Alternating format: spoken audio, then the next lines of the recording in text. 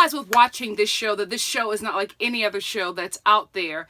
And I'm saying that because when I was on Twitter, I saw a lot of mixed reviews. And this was the first time that I've seen like any kind of negative reviews. And I was just like, what is going on with this season finale that has like my Twitter timeline split, right?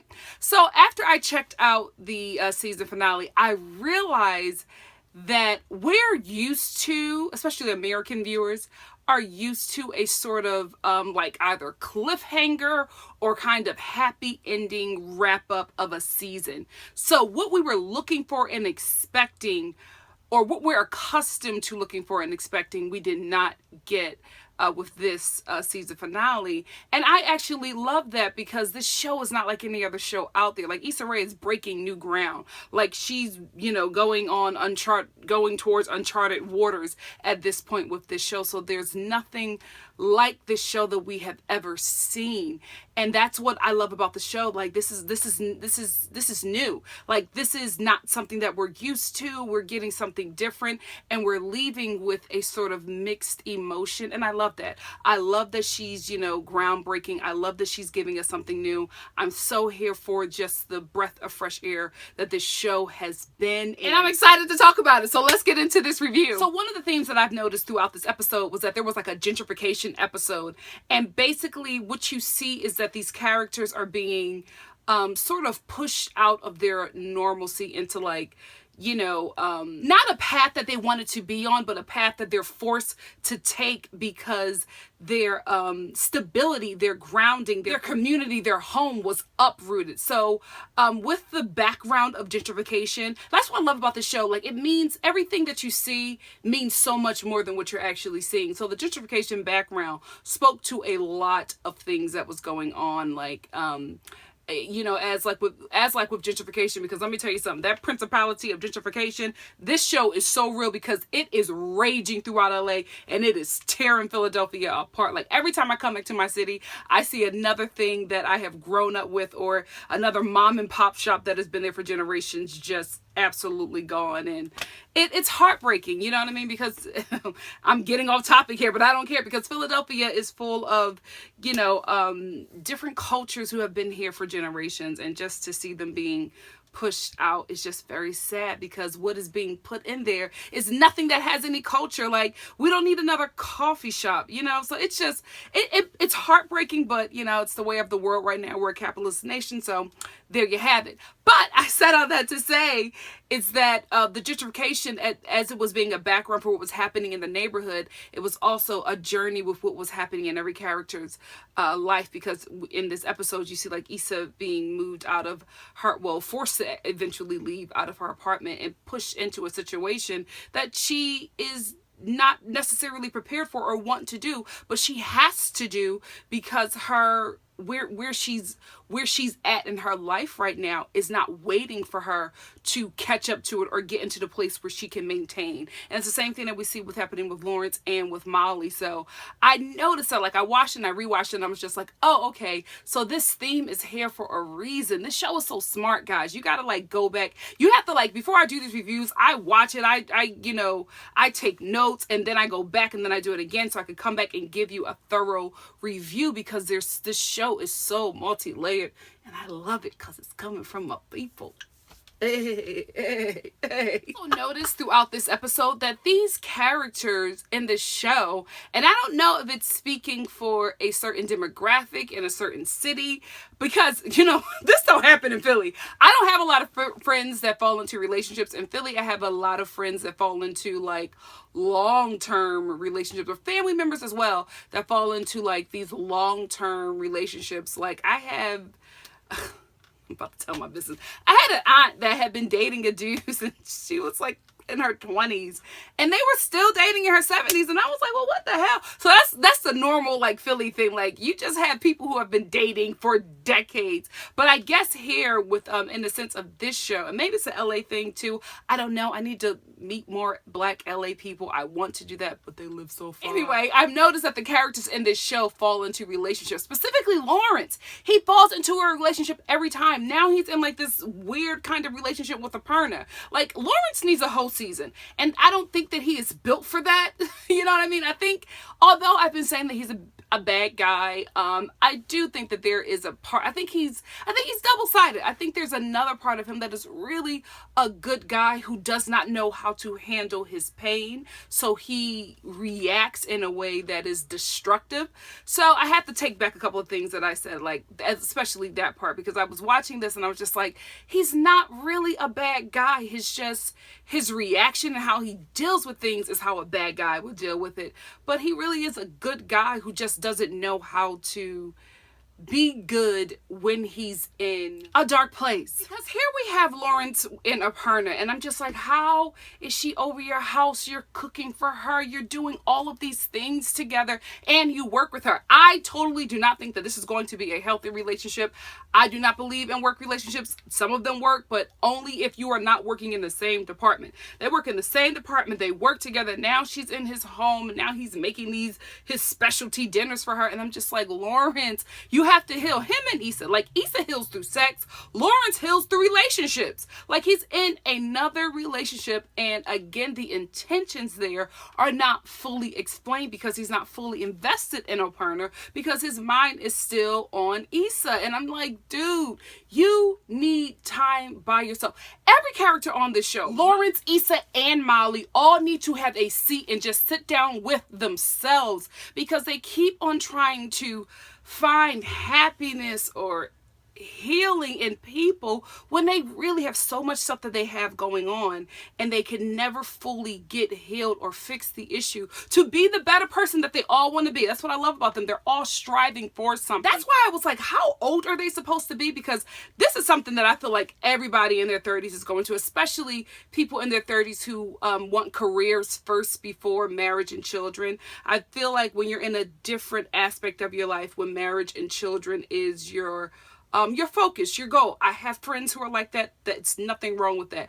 But I think the mindset that people in their 30s who are career oriented, they think differently. So it's all about this. I want to be fixed. I want to be fixed. I want to be fixed before I get this. And people who are not career oriented, who are just like, I want to have a family. I already know where I want to be. I'm settled. They had this kind of epiphany mid-20s, you know what I mean? But people who are in their 30s are just like, okay, now this is when I want this to happen. This is when I need this to happen. I know that this is a priority for me, marriage and children. I want it. If it doesn't happen, that's okay. But it is something that I want. But before I get there, I want to be fixed. And I feel like that's what's going on with all of them. I want this first, but I got to get this right. But they're not taking the time to really heal themselves. Because Lawrence can't move on with Aparna anyway, because he still has insecurities, and it stems from Issa cheating on him, but he still can't fully invest himself in this kind of relationship with Aparna. But he gets jealous when she does certain things, and I'm like, dude, you haven't really established this relationship. You don't really know the details with Aparna and your other coworker who she slept with. So, and you're trying to like get these little tidbits, but you're putting all this emotional baggage on her, and you really don't know the girl, but you're allowing her to take the place of Issa. And it's just weird, because that's the same thing he did with Tasha.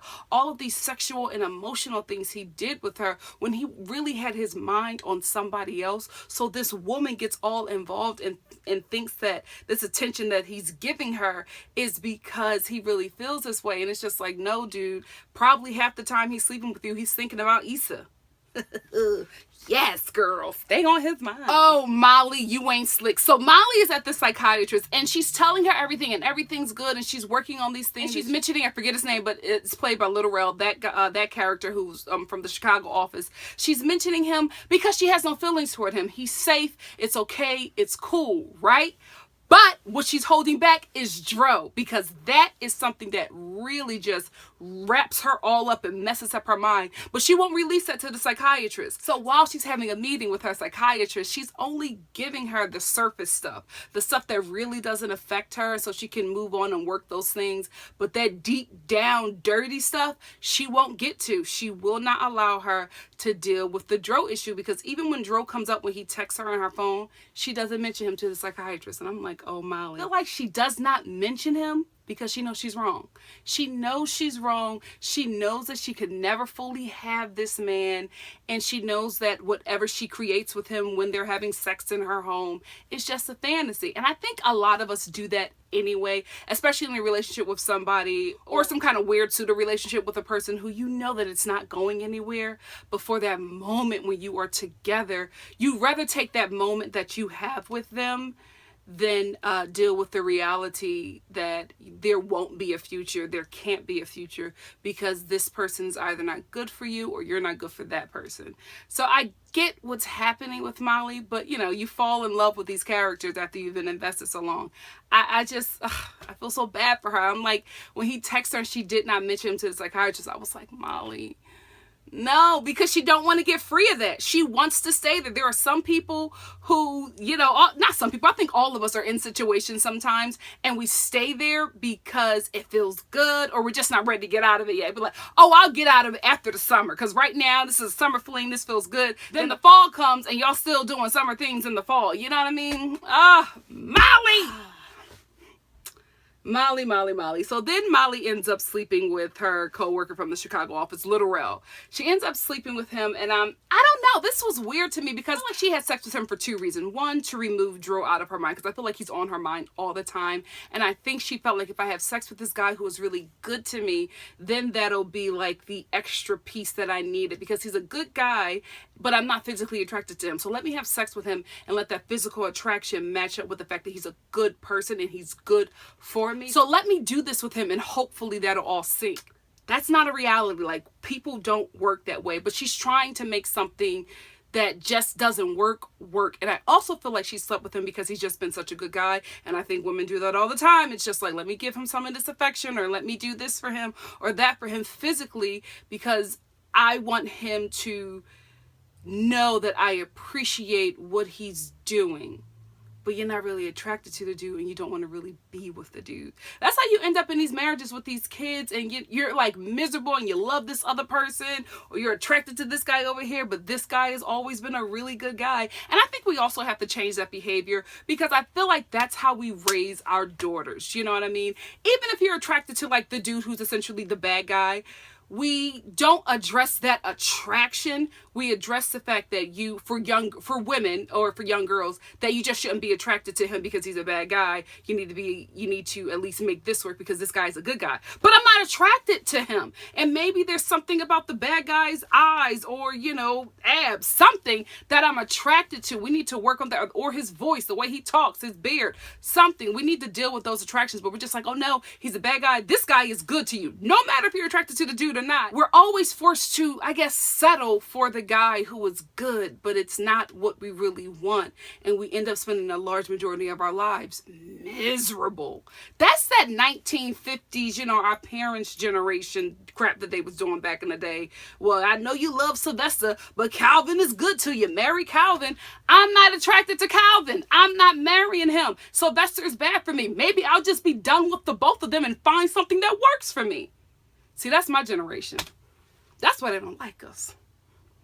But we changing the game. Ida B. Wells. I love Kelly. She is my favorite. Her in the blood. So Molly tried to force the hands of them white boys at that plantation, and they basically told her that she can go. Because that certificate, that was like a slap in the face. All that hard work she's done, and they give her a certificate. I think that's just a way of, you know, sometimes in companies where they don't want you there, but they can't fire you because of diversity. You know, it happens, right? So it's just like, we don't really want them there, but we won't promote them. We'll just keep them there in the same position until they get tired and leave on their own. I feel that that's what's happening with Molly. I feel like she should just go, you know, and work for the black partners because and we have to stop this stigma that we put on the black community where it's just like we can't work with black people because we're like this, we can't work because I honestly get that, right? I totally understand where certain things where that will make sense in certain situations, but come on, this show right here is proof that we can work together well, okay? So let's kill that stigma. We can do great things and we can work together and make a difference. I don't know why. I just got so The More You Know and Reading Rainbow, and I felt very PBS, but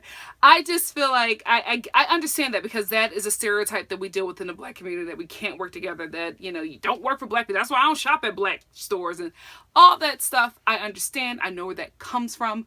It's not necessarily true. There are a few instances where, just like any stereotype, where it will give some life to it, but I really wish we would stop that, because we're our strongest when we are working together. I hate slavery. What show are they mocking? Are they talking about Underground? Is this some Underground shade? I hope not, because that's a good show. I'm so sad it's canceled. Netflix own pass. Please pick up Underground. So now let's talk about the scene that made me like travail like I was at a Black Baptist funeral. Issa and Lawrence finally meet and talk it out.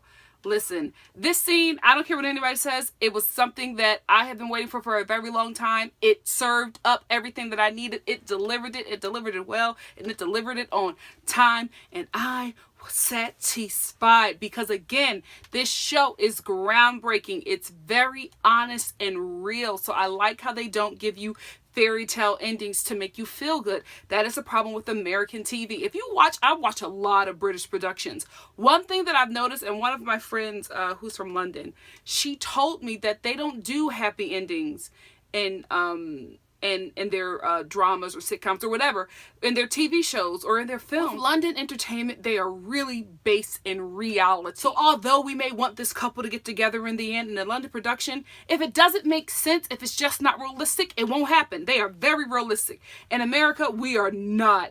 So this scene for me, I was all over the place with my emotions. Just a wreck, because it was so real, and the outcome, genius, because that is exactly what would happen. This was honestly the best scene of the night for me. So anyway, Issa, calls Lawrence, and come on, woman to woman, you wanted him to be there when you walked in. So she calls Lawrence, and she's just like, oh, well, I'll be gone by so-and-so. By this time, you can have the couch, and I left some things for you. I'm moving out, so I'll be gone from 2 to 6, so whatever. So he comes in, and he gets everything, and then she comes to go do a walkthrough and put her keys down, and then she walks. And hate that I'm so invested in this show. She walks by and she sees Lawrence just standing there, just looking at like the fire or whatever. He's like, so what happened? She's like, oh, it was a wild night. And so they just do this like little banter.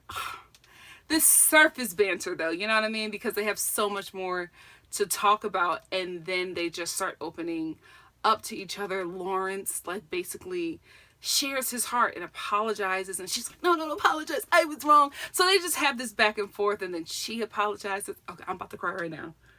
Nikki, get it together.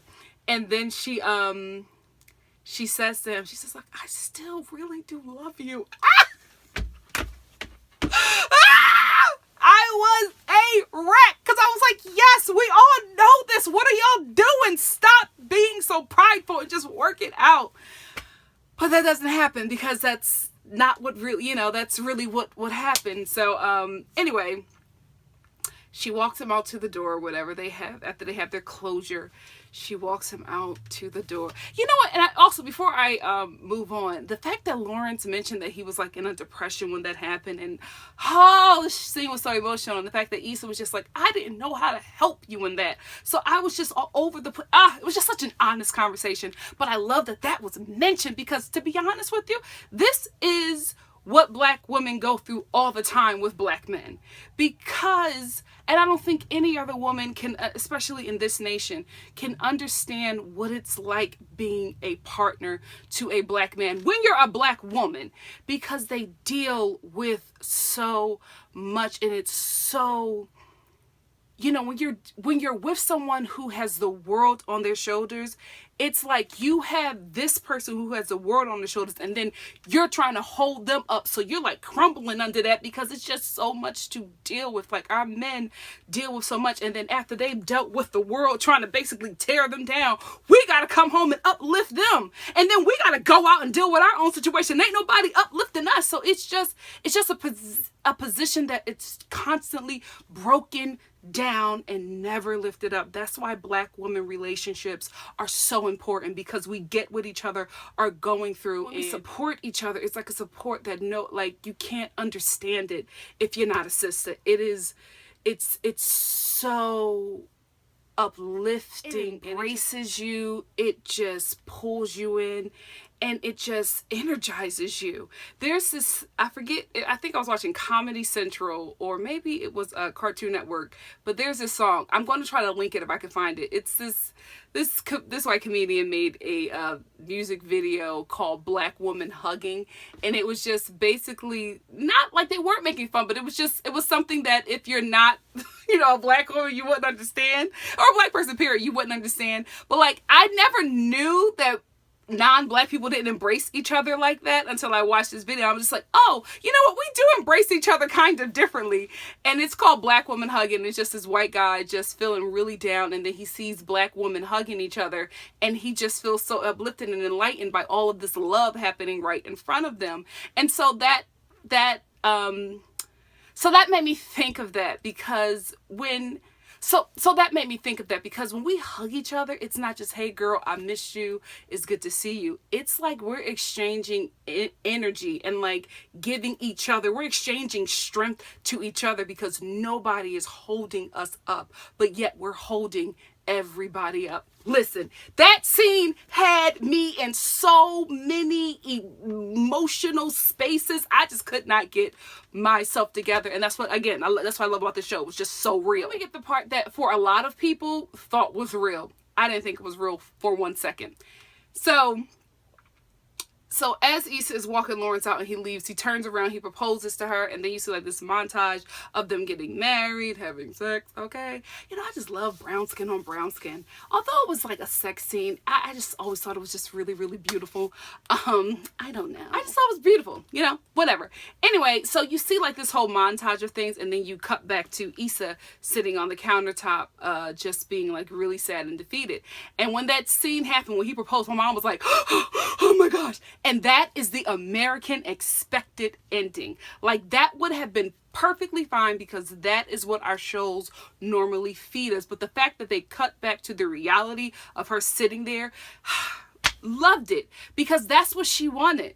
But this is what the reality of the situation is. And oh gosh, I mean, that scene didn't fool me for 1 second, but I loved it because it was just honest. It was so honest. She saw her life with this person.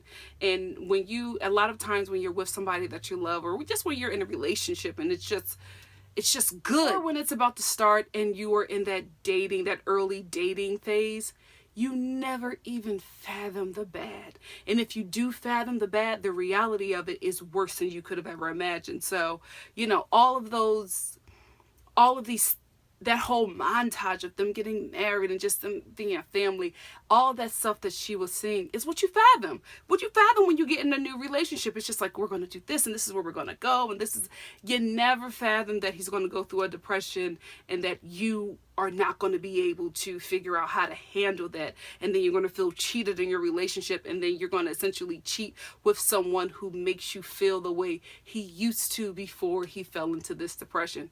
Child, this show is great. If it doesn't get any awards, I'm a riot. Not really, because I need to work, but it deserves every accolade and then some. And just when I thought I was getting better, bye, Issa. My heart, I was like, oh, why?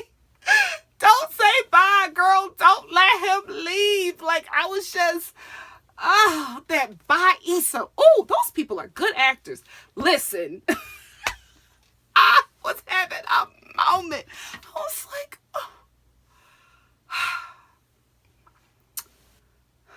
Good job, Issa.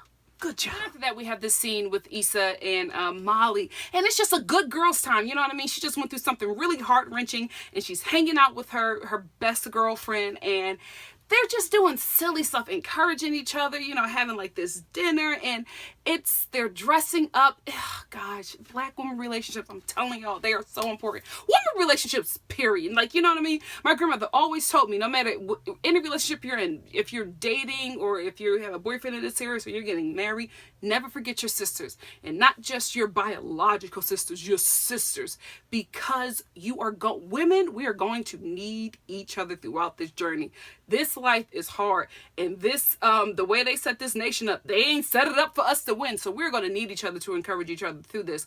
But with black women, we also have that layer of racism and being a woman, and it's just you know, racism, oppression, and being a woman, you know, being a product of a culture or a culture of a people that experienced one of the second greatest genocides in this nation. We deal with a lot, right? So those black women relationships are so important, and I loved how Molly knew exactly what her friend needed and just picked her up. Oh, picked her up. You know what? It also made me appreciate my girlfriends more, and I also just this moment of them having together, it also made me realize that I got to get back to my ladies' nights. You know what I mean? Like, you know, to be quite honest with you, 2017 has been rough. It's also been a career blessing because I've been doing things in my career that I have been trying to do since I got out here a very long time ago. So with that being busy, I feel like I've used that as a crutch to not hang out with not just my best friends, my girlfriends, and it's very, very important. My sisters is very, very important. So this scene just made me realize I got to get back to that because that's important. That is very, very important. It's not just hanging out, right? It's an exchanging of energy. It's an exchanging of strength. It's you know, strengthening my sisterhood. It's strengthening my bond as a woman. So it's something that I need to get back into. So to my girlfriends that are watching this, look out for a ladies' night. Molly is still messing with Dro. Of course.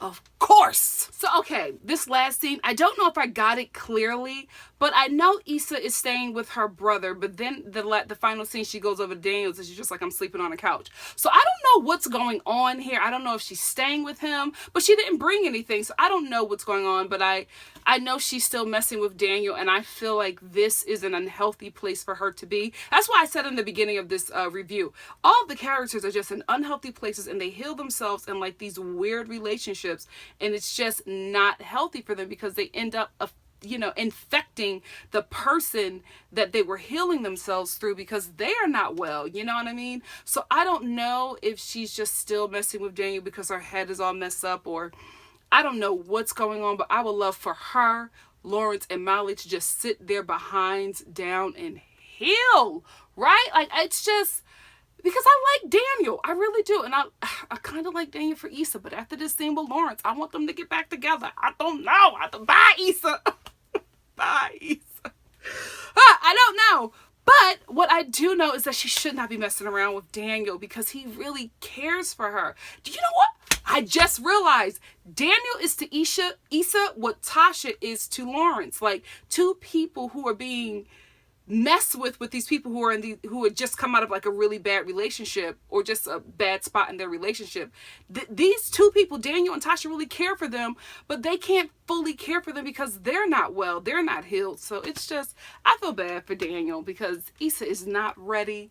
I don't ever think she will be ready because if she wanted to be with Daniel, she would have been with Daniel over Lawrence. She chose Lawrence, so I don't know. But anyway, that wraps up the season finale. I thoroughly enjoyed this season. I enjoyed the first season. I enjoyed the second season. I'm so glad they got picked up for a third. I think this show will keep on going because it's really good. It has a great fan base. I think it will keep on going as long as Issa and the team want to do it. I do know as a fellow creative that at some point you have an out, you know what I mean? Like, you have a place where these characters can go and that's it. And I don't know if that necessarily works with studios. So I don't know where this is going to go, but I do think that it's going to go on as long as Issa wants it to. And I'll be here for it. You know, I really, really will, because it's a good show and I enjoyed watching it. I enjoyed reviewing it. I really enjoyed your commentary on YouTube, on Facebook, on Instagram, on Twitter. I just love the interaction that we all have here, and I thank you for sticking around with me for my Insecure reviews. And if you like what you see here, please like, comment, subscribe, and share. And also put down a suggestion of a show that you would like me child, I am so Philly, that you would like for me to review. Thank you so much for stopping by my channel. Love you. Bye.